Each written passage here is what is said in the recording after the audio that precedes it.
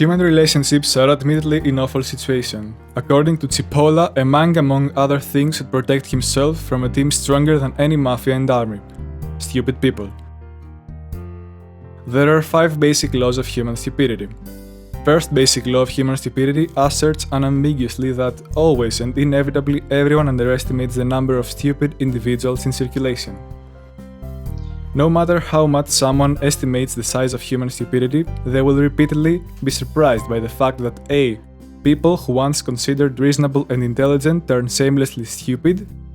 B. Day after day, with unceasing monotony, one is harassed in one's activities by stupid individuals who appear suddenly and unexpectedly in the most inappropriate places and at the most improbable moments. The probability that a certain person be stupid is independent of any other characteristic of that person. Through this law, Cipolla states the amazing ability of nature to maintain a balance through the relative frequency of certain natural phenomena. For example, the stable population ratio between men and women.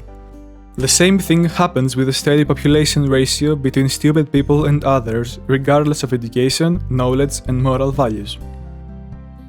Parenthesis. Before moving on to the next law, every action or non-action of each of us derives a profit or a loss for ourselves and simultaneously causes a gain or loss to someone else. Gains and losses can easily be represented by a diagram.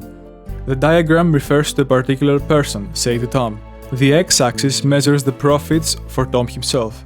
In the y-axis of the graph are measured the outcomes of another person or group of individuals from the actions of Tom. Closing parenthesis. The third basic law concludes that human beings fall into 4 basic categories: helpless, intelligent, bandits, and stupid people. If Tom makes one action and suffered a loss while producing a profit for another person, let's call him Mike. Tom's mark will be placed in area H. Tom acted as helpless. If Tom makes one action that was profitable for both Mike and him, Tom's mark will be placed in the region I. Tom acted intelligently. If Tom takes an action by which he makes a gain causing Mike a loss, Tom's mark will be placed in region B. Tom acted as a bandit. Stupidity is associated with the area S and all points in the y-axis below the point O. As clearly explained by the third basic law, a stupid person is a person who causes losses to another person or to a group of people, while himself deriving no gain and even possibly incurring losses. The ultimate bandit is the one who, through his acts, causes to other individuals losses equal to his profits. The simplest form of fraud is theft. A person who steals you $100 without causing you any other loss or damage is the ultimate bandit. You lost $100 and he earned $100. In the basic graph, the absolute bandits will appear in a line that bisects the region B into 2 perfectly symmetrical sub-areas. However, the absolute bandits are few. The line through the points OM divides the region B into 2 sub-regions, BI and BS. The bandits included in region BI are those people whose acts bring them higher profits than the damage caused to other people. In the BI area exist those bandits who are partially intelligent and as they approach the right side of the x-axis, sharing more and more features of the intelligent people. Unfortunately, people who deserve a place in the region BI are not a crowded group. The majority of bandits exist in the BS region. People who exist in this category are those whose actions bring about the same lower profits from the damage they are causing to other people. They are people who, because of their improbable actions, except for causing damage to others, manage to harm themselves. These are sort of super idiots who, in our reference system, will appear somewhere in the region left of the y-axis. In essence, the stupid people are dangerous and damaging because reasonable people find it difficult to grasp and understand the irrational behavior.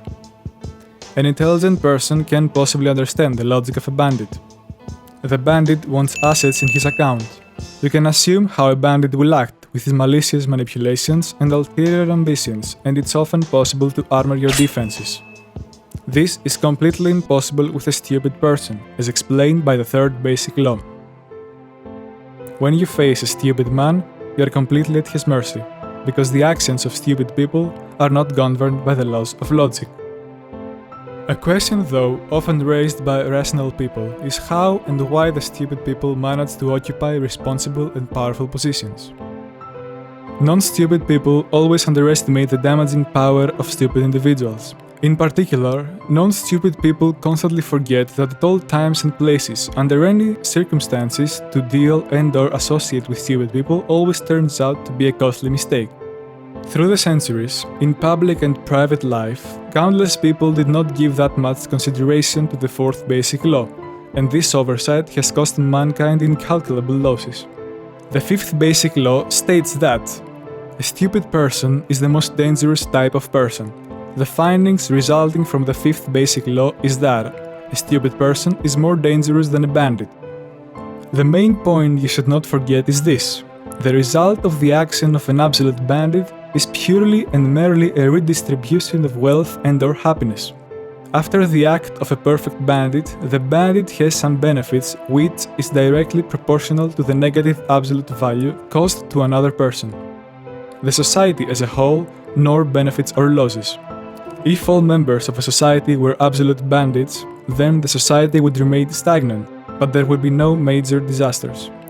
When dealing with stupid people, the situation is completely different. The stupid people cause damage to other people, without offsetting gains in their own account. Therefore, the society as a whole is harmed.